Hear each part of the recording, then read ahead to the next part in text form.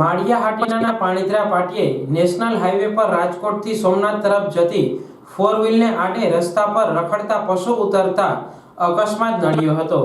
તમામ ઈજાગ્રસ્તોને 108 મારફત કેશોદ હોસ્પિટલ બાદ વધુ સારવાર માટે જૂનાગઢ રિફર કરાયા છે। કેશોદ હોસ્પિટલના ડોક્ટરે રાજકોટના રાજુભાઈ લાલજીભાઈ પરમારનું મોત થયાનું જાહેર કર્યું અને અન્ય 4 ઈજાગ્રસ્ત વ્યક્તિઓમાં ધ્રોલના ગોપાલ માધવજી પરમાર, પાંચા હકુભાઈ વરુ, રાજકોટના ભરત પોપટ રાવડિયા, ખીમજી થોપણ ટારિયાને જૂનાગઢ ખસેડવામાં આવ્યા છે। અકસ્માતની ઘટનાની પોલીસે તપાસ હાથ ધરી છે। હરેશ મેરામણ ડાબી, ગામ પાણીધરા, સરપંચ।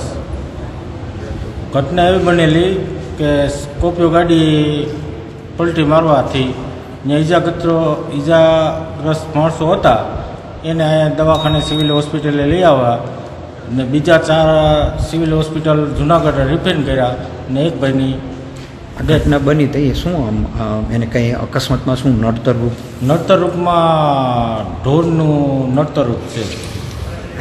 ઢોર એક આડું પડ્યું એને હિસાબે આ ઘટના બની।